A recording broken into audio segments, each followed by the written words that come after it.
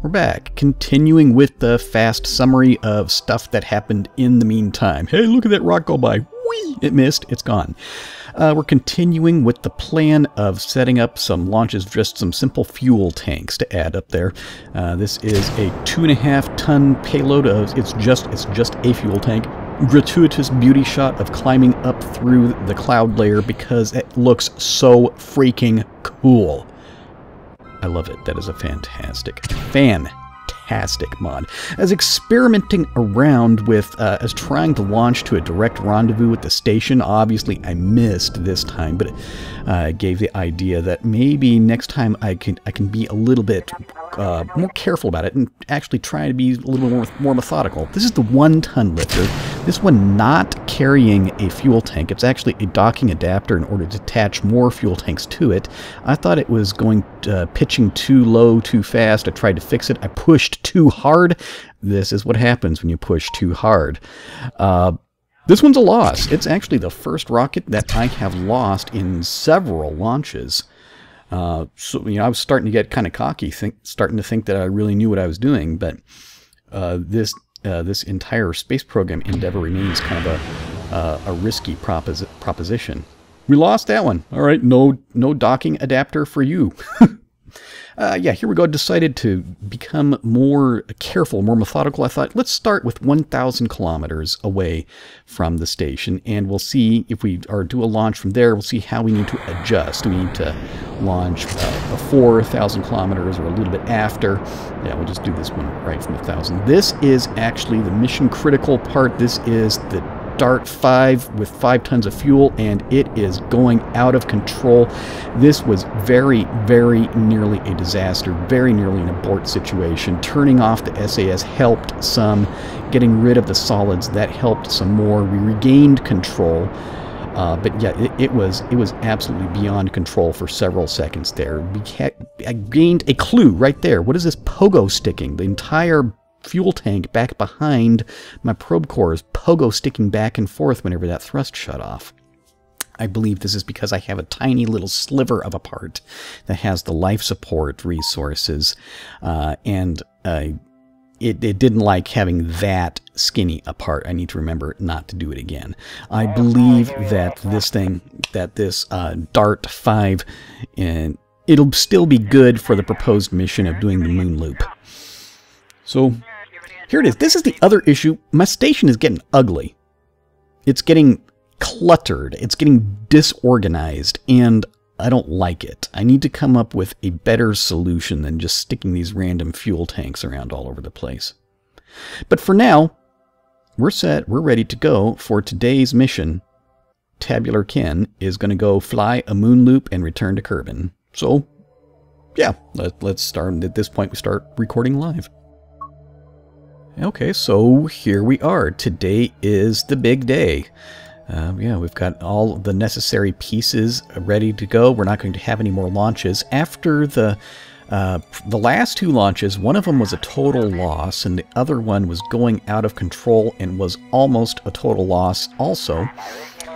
Yeah, our management, we've decided we're slowing down the rate of launches. We're waiting a few additional days between them. We're going to go and review all our construction standards and everything. So, yeah, there's nothing else that we have to do between Tabular Ken going on his journey today and the time he's planned to come back home to Kerbal. So, Tabular Ken, he's smiling, he's happy about it. Yeah, man, I'm going to go fly the moon loop. That's what we're calling this mission, moon loop. Made an interesting discovery. See, I really didn't, this whole fuel tank, I didn't need to pull this one up here at all. At Ladle 5 in the upper stage called Dart 5, if you give it a 5-ton fuel tank with docking port at each end and fill it up with fuel, that is more than enough to completely refuel the Dart 5 stage. So yeah, just give it this payload, a simple fuel tank. It refuels the actual working part of the whole vehicle. yeah, I'm going to have 2 stages up here that are both completely fueled up and ready to go. The overall clutter of having all these things sticking off my station every which way is visually offensive to me. I really want to find a better way to manage all my different modules. I mean, the mission that was lost, we may have had a brief glimpse of it during its plunge into the ocean. I had a truss with several 2 different size docking ports. And it was going to go there, and I was going to make that one would be designated for non-crew parts. I really want this docking adapter down here at this end to be dedicated for only crewed parts, you know. Okay, so let's go to my crew manifest settings. Thank you. Transfer crew. Tabular Ken, he's up in the cupola. And I want him to go to... Oh, can I tell which one? I can't tell which one. Ah, there, it's illuminated. Isn't that nice? Yes, getting that one. Okay, so now Tabular Ken should be in there. Okay, so here we go. Yeah, nothing else to do. I'm not forgetting any important steps. I'm actually feeling just slightly nervous about this whole thing. I really hope I don't screw it up. Let's decouple that node. Switch vehicles. Here we go. Precision control is on. SAS is on. Let's turn on some RCS. Jet backwards just a little bit. I just want to back this thing up close enough that Ken over here will be able to dock with it easily enough. Okay, switch back to the station, and I want to triple check this is the correct one, isn't it? Yes, it is. Okay. We already double checked it has all the right stuff in it, so let's undock. Switch vehicles. Switch vehicles again. There we go. Precision control is on. SAS is on. Let's set this as target. Thank you. Let's control from here, even though it's kind of backwards.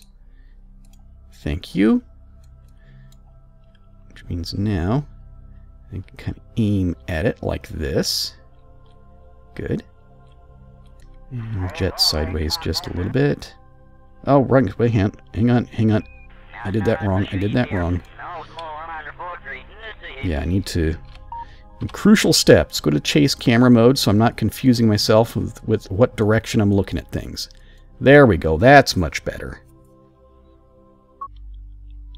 Some a little bit more. Left slightly. I really love this docking alignment indicator goes right on the nav ball. It is a fantastic mod. Okay, and line it up. Just exactly like that. Moves that slightly off to the left, but like a centimeter or something. Good, there we are. Okay, next step. Let's just jet sideways a little bit in order to get away from the station. No, that's the wrong way. Again, I thought... Didn't we still have our chase camera mode going? Or maybe I didn't... No, that was my fault. Control from here. That was an essential step. There we go. Now, we'll jet sideways some. There we go. And change this nav ball over to orbit mode. I don't know why it keeps defaulting to surface mode. I don't think this game has done that in the past, unless my memory is, like, seriously skewed. The surface mode just isn't so useful for me. Turn on some lights. Yep, it's got some lights. Lights work. Staging-wise, just in case I do something stupid and hit that. Yeah, we want this we want this engine running and nothing else happening. Let me see here. Let's fix all the staging. That would be the... Yeah, this has 4 small rocket engines attached to the pod itself. Then we decouple the service module and we deploy the parachute. Good. Staging is fixed. Yeah, if we do this perfectly, then this stage, it will only need 2,295 meters per second of delta V and of carrying like over 3,000. Tabular Ken, he appears to be in high spirits. He is looking forward to making history, to be the first Kerbal to leave Kerbin's sphere of influence. He was not the first Kerbal in space. That honor did go to Jebediah with his several flights in the Spork 10. Tabular Ken is going to be the first Kerbal to say goodbye to the home planet. Go seek out new worlds. Like the intro to the TV show, you know? Alright, so first thing is we turn off all these space object tracks. I really don't like those. We'll go ahead and we'll just set a random maneuver node like over here. And we'll pull up my notepad and prograde. Just type it in. There we go. We'll advance this in time until looks like we've got a moon intercept going. Yep, slow down. Okay, and now fine-tune it time-wise until it starts looking like the kind of thing that we were planning on earlier.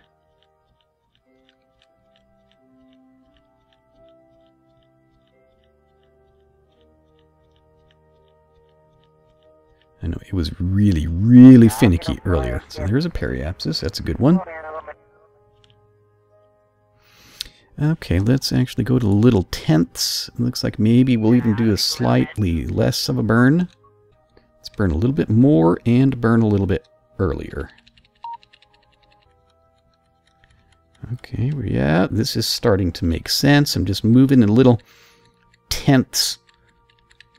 And got our what's our periapsis? We're gradually dropping that periapsis down to a number that makes sense. Let's aim for like 75. How about that? Yeah, like that. And what's our periapsis over here? Perfectly acceptable. I don't see anything that I need to change on that. Let's see if it works. How cool would it be if this actually worked and we got the burn just right? I mean, I don't expect that's going to happen. We're probably, be a little bit off in the timing or how much thrust or whatever, especially since I refuse to do autopilots. Maybe that's I don't know. Sometimes I almost begin to reconsider that decision, but yeah, we'll probably have to do some corrections here in order to get an acceptable looking path, and maybe even more corrections over here. And even still, I am expecting we're going to play it by ear when it actually goes through re-entry. As we re-enter, we'll still have delta V in this engine, but most especially, jettisoning all this and using the engines that are built into the Canary pod. One thing, I'll even drop a notch. Time compression. Give me just a minute to talk about this. In light of the recent launch problems, our management of the space program has decreed that we are not going to move forward on developing Atlatl 10 anytime soon. We want to see several more. They're unspecific about exactly how many more, but several more basically flawless launches. We want to iron out some of the bugs, some of the problems in the Atlatl series before moving on to the larger lifter. So I'm in the near future. I'm looking at. I still want to be able to set up. We want to send a couple more probes out to the moon and Minmus. We eventually want to look at doing some manned landings, manned returns, and I want to send out some interplanetary probes. Oops, we're almost to the point where we're going to be having the alarm kick off. So we're going to have to figure out how to do these things, these next few steps, using modules that are going to be assembled in orbit. I can launch 1 ton or 2.5 tons or 5 tons at a time. Yeah, I really think just for the fun of it. Is this engine not active? I should... That almost screwed up. Shut down engine. Why is it... Why is this engine... Oh, it's because I had the fuel tanks turned off. That was nearly a disaster.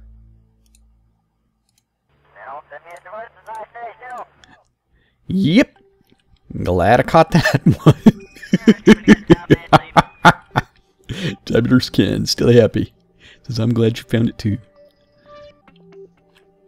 I'm so happy I went in remodeled the way Dart 5 looks. You know, the first one, the kind of the fire extinguisher shape. That, I don't know.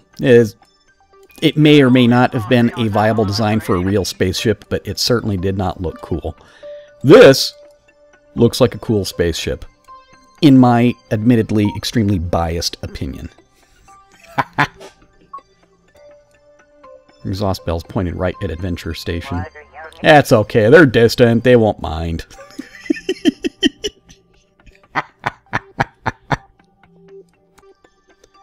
2, 1, and away we go.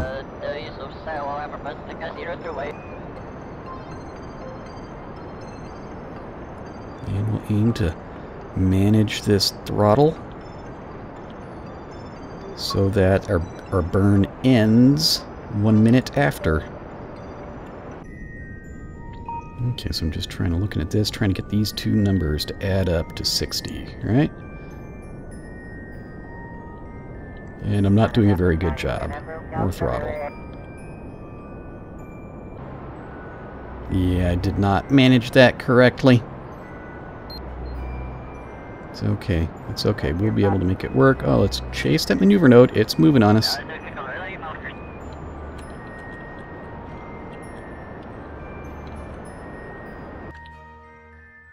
Okay.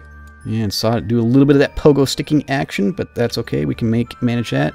This map is very complicated. Let's kill the maneuver node and find out exactly where we are. Oh, that's pleasant.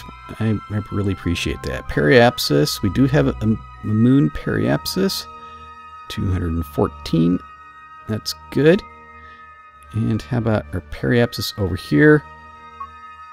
Yeah, okay, so that's a bit much, but let's actually... my thinking at the moment, since I can't trust this whole maneuver node system, so I want to wait until I actually come up with this moon encounter. How's Ken doing? Ken says that was a good job. Good burn. Good burn! Yeah, we left the space station way back there. Our vehicle has... in this stage, 532 meters per second remaining. I see that this is different from what I had planned. I'd planned to come out and try to catch up to the moon from behind it. And this is a different thing. This is like crossing in front of it and then around. I mean, it still works. It's freaking out all over the place.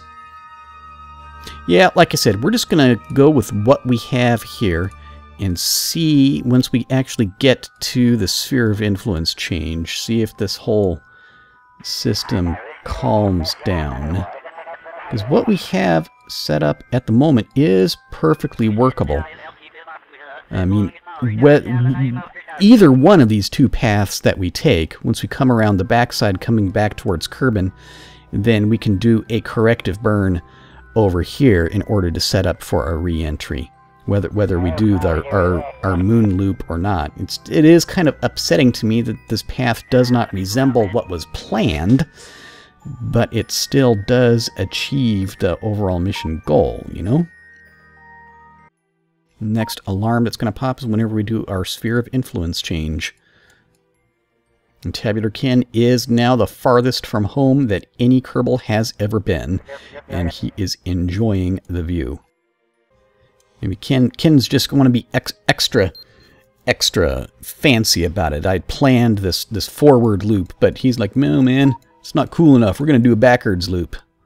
All right, you just should have, Ken, I don't mind, but you should have you know, notified me of that stuff before doing it. Maybe this is the reason why people use these automatic setups to execute maneuver nodes. It may be if I'm changing my mind right now. This is a historical moment in the course of my Kerbal space program career.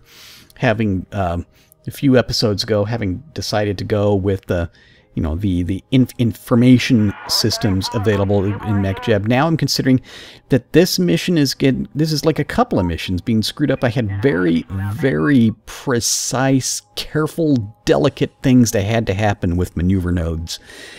And I'm just not accurate. I'm not precise enough on my throttle control. I look at the videos, the failed Minmus landing, even though it did eventually get there. Everything that was happening, some parts of it were that the game was lagging right at moments whenever I was attempting to manipulate the throttle.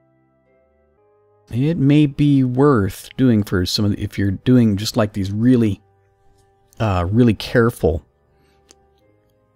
adjustments where it's like just a 1 or 2 meters per second plus or minuses, it will screw up your whole plan.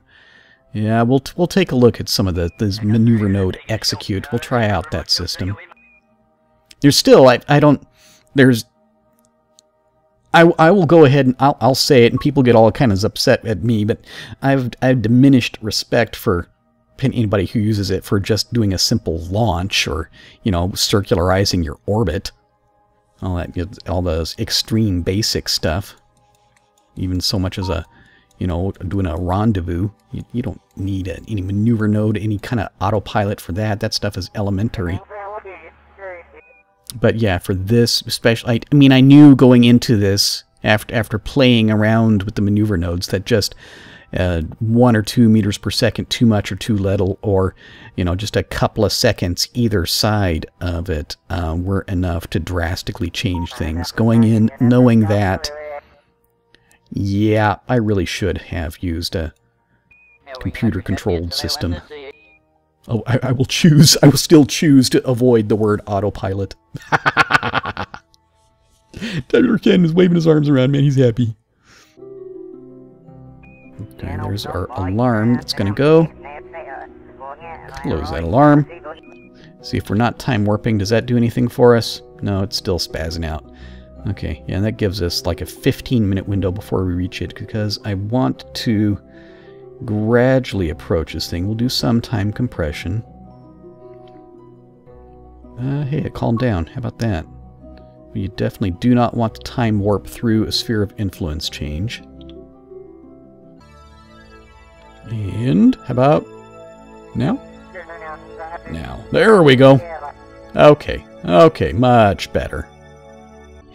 Can we get a closer approach? I want to take time, since how much time do we have till we reach this periapsis over here?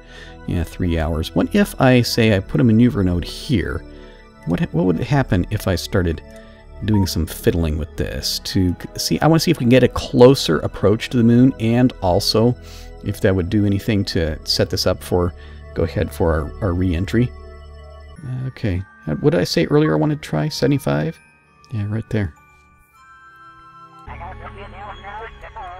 See, a large part of my problem with the whole thinking about the maneuver nodes thing is that I first learned how to get to the moon and back.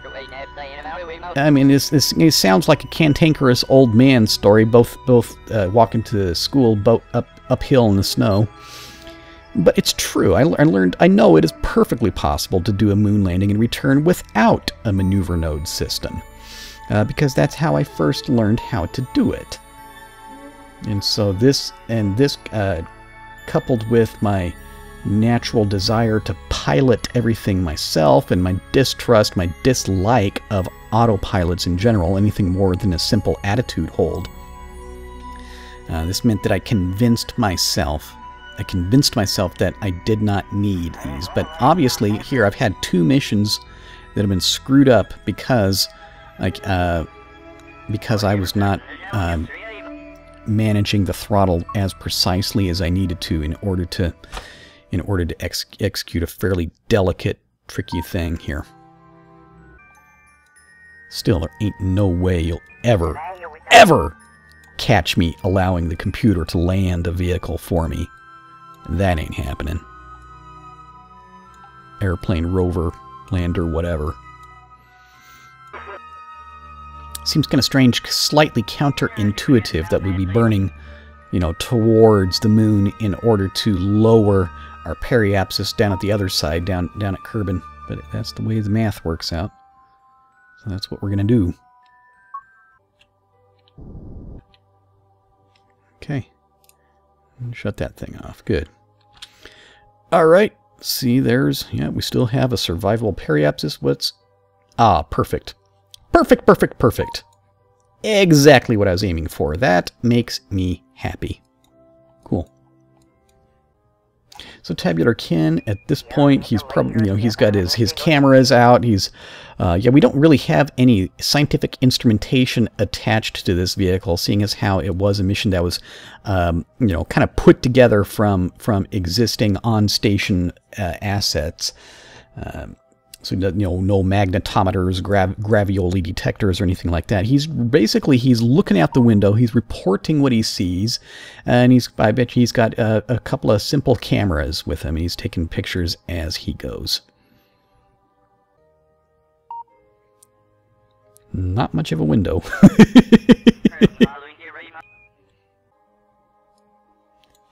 Let's look at it this way. There we go. That looks cool. Can slow it down a little bit so we can observe and enjoy the flyby, the moon loop.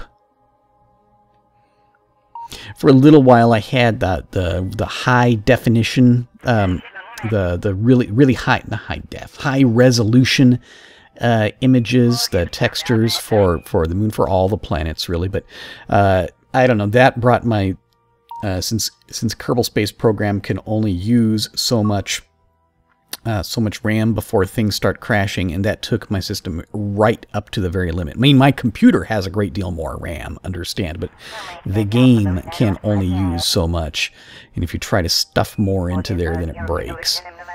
So eventually I made the decision that I had to remove them, and I kept only the high-resolution image for Kerbal. It was kind of a loss, but I think I'd rather have a functional game, and it'd be okay to lose a little bit of the eye candy. It still looks cool enough. Kind of fuzzy and blurry though.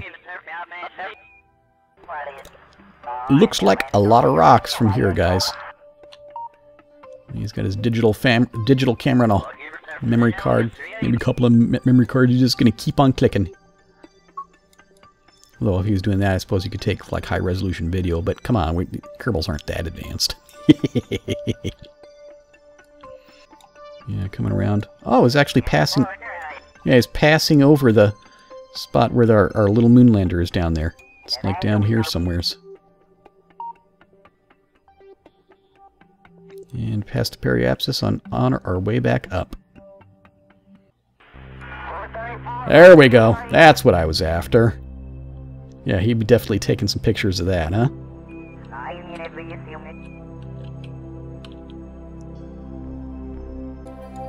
Large part of the enjoyment of this game is just, I mean, I put all these different components into action in order to come up with a vista like that. They could have named this game Space Vistas or something like that, because you're just looking for a cool view.